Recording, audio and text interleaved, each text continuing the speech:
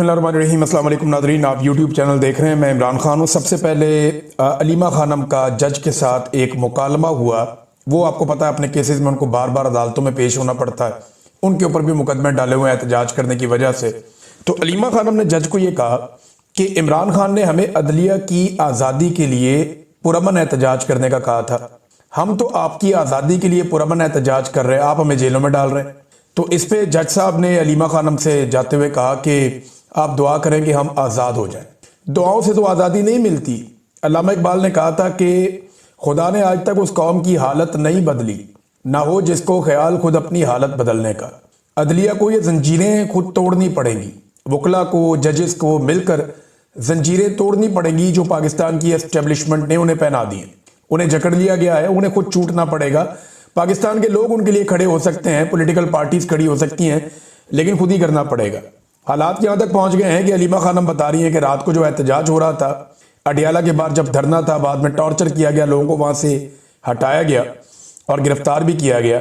तो जाहिद जहूर नामी एक SHO के बारे में वो बताती हैं कि उन्होंने 3 खवातीन को वहां से उठाया और अभी तक उन खवातीन के बारे में कुछ मालूम नहीं है कि वो कहाँ गई। फिर उन्होंने बताया कि ये गाड़ियां भी उठाकर ले जाते हैं, कोई 8 से ज्यादा गाड़ियां इन्होंने उठाई। बड़ी गाड़ी को छोड़ने के लिए पुलिस को 10 लाख रुपए रिश्वत ले लेती है, छोटी गाड़ी को छोड़ने के लिए पुलिस को 5 लाख रुपए रिश्वत ले लेती है। और ये बातें अलीमा खानम बता रही है। यानी ये हालात हैं लॉ एंड ऑर्डर के, और ये अदालतों की कमजोरी है। अदालती अहकामात के बावजूद वो मुलाकात करने के लिए जाते हैं, मुलाकात होती नहीं है। इमरान खान को डाला हुआ कैद तन्हाई में। अब लगभग इमरान खान साहब को तकरीबन 1.5 माह से ज्यादा तो ये हो गया कि आखिरी मुलाकात हुई। 1 माह उससे पहले वाला भी है, वो भी मुलाकात नहीं हो। लगभग तकरीबन कुछ 2.5 महीने होने वाले हैं, या 2.5 महीने से ऊपर हो गया कि इमरान खान साहब कैद तन्हाई में, और उन्हें मुलाकातें नहीं करने दी जा रही, उनका बयानिया बाहर नहीं आ रहा। और ये सारा कुछ पाकिस्तान की मिलिट्री एस्टेब्लिशमेंट कर रही है और इनको नॉर्मलाइज करने की कोशिश की जा रही है। दूसरी जानिब स्ट्रीट मूवमेंट की जो मोबिलाइजेशन है वो तेज होना शुरू हो गई। देखिए, मैं आपको एक चीज क्लियरली बता दूं, जो मेरे सुनने वाले लोग हैं ना, उनको मैं एक क्लियर लाइन ड्रॉ कर देता हूं। स्ट्रीट मूवमेंट कोई और चीज है, स्ट्रीट मूवमेंट के लिए मोबिलाइजेशन कुछ और चीज है।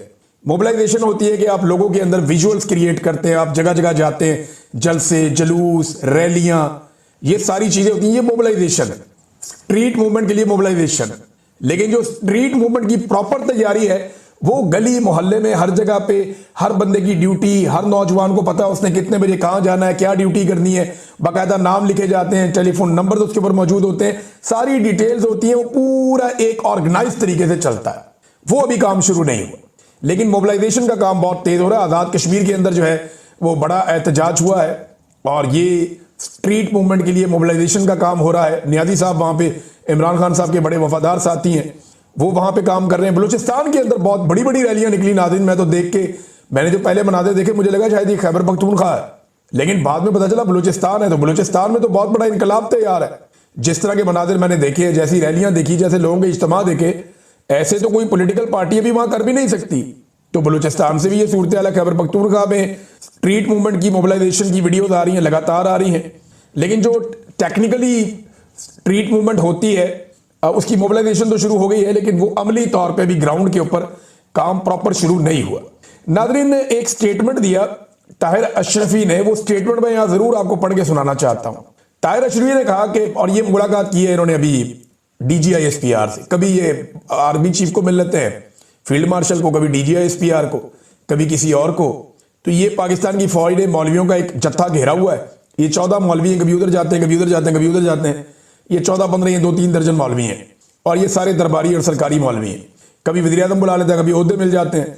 तो ताहिर अशरफी ने कहा जी कि कौम और फौज के इत्तेहाद से जंगों को जीता जाता है। खैबर पख्तूनख्वा के अवाम फौज के साथ खड़े हैं। देखें, खैबर पख्तूनख्वा के अवाम कहाँ खड़े हैं, जरा वहां जाके आपको भी पता करें, मौलवी साहब को पता चले कहाँ खड़े हैं। खैबर पख्तूनख्वा के अवाम कई दहाइयों से रस्ते में खड़े हैं, कई दहाइयों से वो अपने घर ही नहीं जा पाए, कई दहाइयों से वो खैमों के अंदर और कैंपों के अंदर खड़े हैं। खैबर पख्तूनख्वा के अवाम कई दहाइयों से नाकों पे खड़े और जनाजों में खड़े। अब खुदा का वास्ता है, इनको थोड़ा बैठ के सांस लेने दें। कब तक आपने इन्हें खड़ा रखना और कब तक आपने इनका खून बहाना है? इसके ऊपर ये खुर्रम ज़ीशान साहब का एक ट्वीट है, मैं ये जरूर आपको पढ़ के सुनाना चाहूंगा। इन्होंने दिखाया कि ये खैबर पख्तूनख्वा के अवाम खड़े हैं, इसमें बहनें भी खड़ी हैं, भाई भी खड़े हैं, और लंबी एक लाइन है जिसमें टूटी फूटी पुरानी गाड़ियों के अंदर लुटे पुटे काफले वादी तीरा को छोड़कर आ रहे हैं। इनके ऊपर इल्जाम लगाया जाता है जनाब ये बड़ा पैसा बनाते हैं, ये करते हैं, वो करते हैं, स्मगलर्स हैं। ये इनकी हालत देखें आप। क्या इस्लामाबाद और रावलपिंडी में बैठे हुए जो स्मगलर्स हैं उनके पास पैसा ज्यादा है या इनके पास ज्यादा है? इनकी गाड़ियों के टायर तक तो देखें आप, कहीं से फटे हुए हैं, वो पुराने हैं। गाड़ियों की हालत देखें आप, जो किराए की गाड़ियां लेकर उनके ऊपर इनके पास तो प्रॉपर वो बक्से भी नहीं है सामान रखने के लिए, पोटलियों में भर भर के लेकर आ रहे हैं। ऊपर से वो अम्मार सोलंकी का जो ISI वाला अकाउंट है, मुबैना तौर पर ये नून लीग वालों ने बताया और ये ISI के कुछ सहाफी हैं, उन्होंने बताया कि ये ISI का ही अकाउंट है। तो वो जो ISI वाला अकाउंट है अम्मार सोलंकी का, वो एक घर के अंदर से CCTV फुटेज दिखा रहा है और दावा कर रहा है कि ये तालिबान सामान उठा के भाग रहे हैं। और वो जो वहां से TTP के लोग सामान उठा के भाग रहे हैं मुबैना तौर पे अगर तो वो ठीक है तो भाई गर्मियों में उठा के भागे थे। वादी तीरा के अंदर मौसम का आपको पता है इस वक्त क्या है? इस वक्त वहां पे बर्फानी ठंडा मौसम चल रहा है जबरदस्त किस्म का। और ये जो बंदे सामान उठा के भागे हैं रात के वक्त, ये बंदे तो बिल्कुल शलवारों कमीजों में थे, गर्म कपड़े भी नहीं पहने हुए थे उन्होंने। तो आप लोगों को बेवकूफ समझते हैं, इनके दिमाग में पता नहीं ऐसा लगता है खोपड़ी में दिमाग है ही नहीं, मोटी खोपड़ी है, समझ नहीं आती इनको कि लोग बेवकूफ नहीं बनेंगे। और मट्टी का घर है भाई, मट्टी का कमरा है, उसके अंदर CCTV कैमरा लगाया हुआ किसी ने और वो भी उसी जगह पे लगाया हुआ कि यहां चोरी हो जाएगी। लोगों को बेवकूफ बनाना बंद करें अब। ये इन लोगों की हालत है, ये देख लें आप। खुर्रम निशान इसके ऊपर लिखते हैं, सेनेटर हैं, कि रावलपिंडी से हेलीकॉप्टरों के जरिए लाया गया पंजाबी जर्नैली लफाफी मीडिया देख ले। एक तो पंजाब से शिकवा करते हैं वो लोग, हम क्या करें, यानी मैं पंजाब में रहता हूं, मुझे तो बहुत तकलीफ है, दुख है इनका। पहले भी आवाज उठाई, अब भी उठा रहे हैं, माजी में भी आवाज उठाने की कीमत चुकाई है। ये लगातार ऐसा नहीं है कि पंजाब खिलाफ है, पंजाब को इस दुख का और तकलीफ का एहसास है, लेकिन बदकिस्मती से वो लोग पंजाब के हैं जो ये जुल्म करते हैं। उन्होंने कहा मीडिया देख ले कि तीरा में जो तुम लोग अरबों खरबों के भंग चर्स अफीम के कारोबार की बकवासियात करते रहते थे, वहां इनके अरबों के लेन देन की बात कर रहे थे। तीरा की आवाम एक एक जोड़े और चंद कंबल और जानवरों के साथ टूटी फूटी गाड़ियों में आ रहे हैं। वो अरबों खरबों कहां गए? इस जंग की बुनियाद नस्ल परस्ती पर है, ये और कुछ नहीं, पश्तूनों की नस्ल कुशी है। कितनी तकलीफ वाली बात है जो वो कर रहे हैं। ये खुर्रम निशान साहब ने ये बात की और ये शिकवा है, इसको शिकवे के तौर पे लें, इसको गद्दारी के तौर पे ना लें। आज बलूचिस्तान के लोग यही शिकवा कर रहे हैं, आज सिंध के लोग यही शिकवा कर रहे हैं, आज पंजाब के लोग यही शिकवा कर रहे हैं, आज कबायली और बलोची हर कोई यही शिकवा कर रहा है। आज आपके आजाद कश्मीर के और गिलगित बल्तिस्तान के लोग भी यही शिकवा कर रहे हैं। सारे के सारे पाकिस्तान की मिलिट्री एस्टेब्लिशमेंट से तंग है कि यार उन्होंने नाक में दम किया हुआ है, इनको बोलो अपना काम करें, हमें मुल्क चलाने दें, अपना सुकून का सांस लेने दें पाकिस्तान को। लेकिन नहीं, उन्हें तो अपना फायदा देखना है, उन्हें तो देखना है कि वो किस तरह अपने लिए ज्यादा मुनाफा और ज्यादा ताकत इकट्ठी कर सकते हैं। आसिम मुनीर साहब से ना एक गलती हुई बहुत बड़ी। ये एक नौजवान का मैं क्लिप सुन रहा था, वहां से मुझे ये आइडिया है कि मुझे भी ये बात करनी चाहिए। वो बड़ी शानदार बात की उस नौजवान ने। बहुत सारे लोग क्योंकि हमारे इस प्लेटफॉर्म को सुनते हैं तो मुझे लगा कि उस नौजवान की बात सब तक पहुंचनी चाहिए और अल्फाज शायद मेरे होंगे, लेकिन उसने जबरदस्त बात की है, शानदार। देखिए आसिम मुनीर साहब ने ना गलत आदमी पकड़ लिया। इससे पहले भी फौज बंदे पकड़ती थी, लेकिन इस दफा आपने गलत आदमी पकड़ लिया। आपको लगा आप इसको पकड़ेंगे और आपकी जान छूट जाएगी, वो माफिया मांगेगा, गिड़गिड़ाएगा, वो आपको ये कहेगा मेरी जान छोड़ दें। नहीं, ये नहीं हुआ ना। अब आप उसको नहीं छोड़ते तो अवाम आपको नहीं छोड़ेगी, और अगर आप उसे छोड़ते हैं तो आपको लगता है कि वो आपको नहीं छोड़ेगा। तो मुल्क तो ऐसे नहीं चलेगा ना अवाम चलेगी ना मुल्क चलेगा। तो आप उसे छोड़ते हैं तो फिर फंस जाते हैं, नहीं छोड़ते तो फिर फंस जाते हैं। किस किस्म की बला के साथ आपने पंगा ले लिया? ऐसा आदमी पकड़ा है कि अंदर वाले पनाह मांग रहे हैं, बाहर वाले दुआ मांग रहे हैं, और वो वर्जिश का सामान मांग रहा है। दो उसको डंबल, वर्जिश का सामान, ताकि वो अंदर अपना टाइम गुजारे। इमरान खान को जेल में बंद करने वालों ने, इमरान खान ने एक बात कही थी हमें, मुझे आज भी अच्छी तरह याद है, जिन लोगों ने और सुनी थी वो इसकी गवाही भी दे सकते हैं। इमरान खान ने कहा था कि इनके पास सिर्फ यहां तक का प्लान है कि ये मुझे पकड़ लेंगे, उसके बाद इन्हें नहीं पता कि इन्होंने क्या करना है। तो वो मुझे भी लगा उस वक्त कि शायद तब तो काम ही खत्म हो गया जब इमरान खान को पकड़ लिया। इमरान खान ने कहा नहीं, इनके प्लान की जो आखिरी लाइन है वो यही है कि ये मुझे पकड़ लेंगे, लेकिन मुझे पता है कि उसके बाद इनके साथ क्या होगा। और इमरान खान के पास बाकायदा पूरा प्लान था अपनी गिरफ्तारी के बाद, जिसको उसने एग्जीक्यूट करके दिखाया। बहरहाल प्लान तो सबसे बड़ा अल्लाह रब्बुल इज्जत का होता है, अल्लाह का प्लान कुछ और था, इन्होंने तो सारा कुछ करके देख लिया।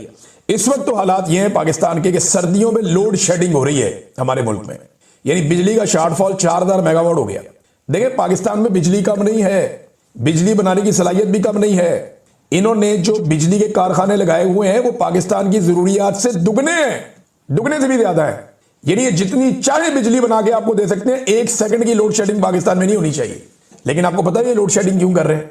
मैं बताता हूं आपको। क्योंकि इनके लगाए हुए कारखाने जो इन्होंने लगाए वो इतने महंगे हैं, वो इतने महंगे पड़ रहे हैं पाकिस्तान को, और इनका मफाद इसमें है कि वो ना चलें। यानी ये बंद कारखानों को पैसा देते हैं, ये उन कारखानों को पैसा देते हैं जो बिजली नहीं बना रहे, लेकिन बिजली का बिल उनको दिया जा रहा है क्योंकि मुआहदा इस तरह का किया है इन्होंने। और अब अगर वो बिजली बनाते हैं, उनकी कैपेसिटी देखिए, झूठ बोला हुआ है। बहुत सारी ऐसी जगह है जहां पे बिजली बनाने की कैपेसिटी फर्ज करें 10 मेगावाट है ना, तो उनको 100 मेगावाट का दे दिया। अब ना वो 10 बनाते हैं ना 100 बनाते हैं। कई ऐसी जगह जिन्होंने 1 मेगावाट बिजली भी नहीं बनाई और उन्होंने पाकिस्तानियों के अरबों रुपए वसूल किए हैं। ये नवाज शरीफ ने और शहबाज शरीफ ने इस कौम के साथ ज्यादती और जुल्म किया है। आज वो कारखाने बिजली बना नहीं रहे, उनको बिल फिर भी जा रहे हैं क्योंकि आपके दरियाओं के अंदर पानी कम हो गया, आपके डैमों के अंदर पानी कम हो गया, आपकी पन बिजली जो है वो बनने की सलाहियत कम हो गई, लिहाजा पाकिस्तान में लोड शेडिंग शुरू हो गई। और बेशर्मो, आप लोगों ने पाकिस्तान के अंदर इजाफी डबल से ज्यादा बिजली के कारखाने लगाए थे। कहां है वो बिजली? बिल तो लोगों से आप ले रहे हैं उन कारखानों के नाम के ऊपर, इजाफी बिल ले रहे हैं, हर महीने ले रहे हैं। और अब जब उन कारखानों को चलाने की बारी आई है तो जी क्योंकि पानी से बिजली नहीं बन रही, हम इनको नहीं चला रहे। क्यों? क्यों भाई? पूरा साल आप उनके लिए हमसे पैसे लेते हैं। तो ये पाकिस्तान के साथ दो नंबरी हुई है, पाकिस्तान के साथ फ्रॉड हुआ है। बहुत सारे ऐसे बिजली बनाने वाले कारखाने इन्होंने लगाए, आईपीपीज, जिन्होंने बिजली बनाई नहीं, और बनाई तो बहुत थोड़ी बनाई। उनकी कैपेसिटी फर्ज करें 10 थी तो इन्होंने 100 लिखी। वो 100 यूनिट के हिसाब से पैसे लेते रहे, हालांकि वो 10 यूनिट बनाते रहे। मैं आपको सिंपल करके बता रहा हूं। और आज जब बनानी पड़ेगी बिजली उनको, तो वो बनाने के काबिल ही नहीं है, उनके पास ये कैपेसिटी नहीं है। लिहाजा जनाब लोड शेडिंग शुरू कर दी है इन्होंने। इतनी महंगी बिजली फिर भी लोड शेडिंग, और कैपेसिटी इन्होंने लिखी हुई कुछ और है, पीछे कुछ और है। ये कौम को चूना लगाया इन लोगों ने, और ये कमीशने खा गए सारे फ्रॉडिये मिलजुल के। तो ये जनाब सर्दियों के अंदर लोड शेडिंग हो रही है, अंदाजा करें आप। पीपल पार्टी ने नाज़रीन एक बड़ा जबरदस्त प्रोपेगेंडा किया, आपके सामने रखते हैं। ये दो तस्वीर आप देखें। पहले ये एक तस्वीर देखें, इसमें सुहेल अफरीदी खड़े हैं, इनके साथ चंद सिक्योरिटी के लोग खड़े, ये अपनी गाड़ी के ऊपर खड़े हैं, इनके पैरों में अजरक पड़ी हुई है। खेला ना सिंध कार्ड बेशर्मों ने दोबारा, सारी जिंदगी सिंध कार्ड खेला, सिंधु कार्ड खेला, हम सिंध कार्ड खेलेंगे, नस्ल परस्ती, हर तोहम परस्ती, पता नहीं क्या क्या कार्ड ये खेलते हैं घटिया लोग। ये एडिटेड तस्वीर है, इसमें नहीं है ये अजरक पैरों में। ये देखें अगली तस्वीर आप, ये असल तस्वीर है, इसको आप देखें, ये देखें, ये पैरों में उनके फूल पड़े हुए हैं। ये असल तस्वीर, उसी जगह पे सारा फ्रेम वही का वही है, हर चीज वैसे ही। पैरों में उन्होंने अजरक एडिट करके आर्टिफिशियल इंटेलिजेंस के साथ डाल दी और प्रोपेगेंडा कर दिया कि हमारी अजरक पैरों में डाल दी। हद हो गई यार आप लोगों की, अजरक पैरों में डाल दी। भाई ये फूल पड़े हुए हैं पैरों के अंदर। सिंध का पानी जब जरदारी ने बेचा तब आपको कोई परवाह नहीं थी, कोई पूछने वाला नहीं था, और ना कोई पूछेगा उनसे, क्योंकि बाप का माल है, बेच दो, बांट दो। अब नाजरीन, एक इंजीनियर मोहम्मद अली मिर्जा साहब के हवाले से जो एक बड़ी कंट्रोवर्सी बड़े लंबे अरसे से चल रही थी, अब तो जीशान अजीज साहब का अल्लाह ताला भला करे, उन्होंने तो सारा ही कट्टा खोल के सामने रख दिया। जैसा कि मैंने आपको बताया था पिछले वीलॉग में, मेरे पास इंफॉर्मेशन थी कि इंजीनियर साहब के लोगों ने और उन्होंने किस तरह इस जर्नलिस्ट के ऊपर असरअंदाज होने की कोशिश की। अब जरा वो देखें कि इंजीनियर साहब बहुत बुरी तरह फंस गए। किन चीज़ों में फंस गए?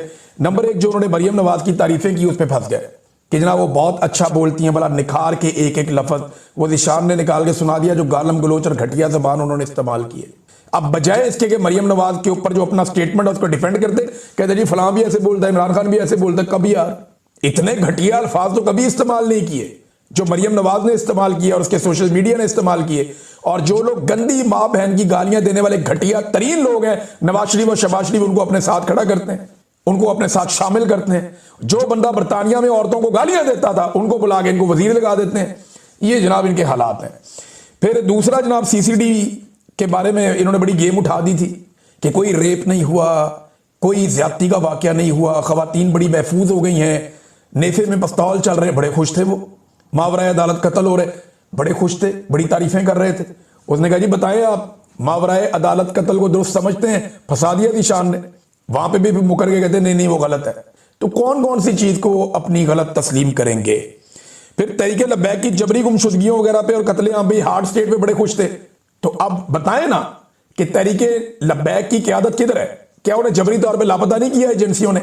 बोले ना उसके ऊपर, आवाज उठाएं, क्यों नहीं उठा रहे आप तो बड़े एंटी एस्टेब्लिशमेंट बनते, तो निकले बाहर, अपनी एकेडमी से बाहर निकले, एहतजाज करें, खड़े हो लोगों के साथ, कुतबे हाथ में लेकर खड़े हो, रोला डालें, कहें आपके जनाब जबरी गुमशुदगी हुई है, रिजवी बरादरान की उनको छुड़ा के लाओ, क्यों नहीं आप कर रहे? आवाज उठाए ना, हम तो हर जगह आवाज उठा रहे हैं, हर जगह रोला डाल रहे हैं, जो हमारी कैपेसिटी हम कर रहे हैं। पाकिस्तान तहरीक इंसाफ अपने बदतरीन मुखालिफों के साथ खड़ी हो गई कि नहीं यार जबरी गुमशुदगी है, लेकिन ये इंजीनियर मोहम्मद अली मिर्जा साहब नहीं खड़े हुए, ये ज़ीशान ने इनको एक्सपोज करके रख दिया। फिर जो कत्लेआम हुआ वहां पे मुरीदके में, उसके ऊपर इनकी जबान बिल्कुल बंद थी, पहले वहां पे भी फंस गए। फिर इन्होंने कहा जी 2014 के धरने में मैं इमरान खान को पहचान गया था, इमरान खान को, तो उस पर क्योंकि मेरे साथ ही बड़ा टाइम गुजारा, बिल्कुल भाइयों की तरह है ज़ीशान, छोटे भाइयों की तरह, मुझे बहुत प्यार है ज़ीशान से। तो ज़ीशान को ये पता था कि ये मेरे से रब्ता करते रहे और मेरे से कोशिश करते रहे 2019 में 2020 में कि मेरी इमरान खान से मुलाकात करवा दें। मैं ज़रा बात खोल भी देता हूँ क्योंकि ज़ीशान ने इनको ये आगे से मुंह पे जवाब दे दिया, तो मैं आपको खोल देता हूँ बात कि इंजीनियर मोहम्मद अली मिर्जा साहब ने मुझे कई दफ़ा रब्ता करके ये रिक्वेस्ट की कि मेरी इमरान खान से आप मुलाकात करवा दें इमरान साहब। तो मैंने उन्हें कहा जी कि वो वज़ीर आज़म है पाकिस्तान का, मैं आपको कहाँ से मिलवाऊँ, मैं आपकी उनके स्टाफ के साथ बात करूँ।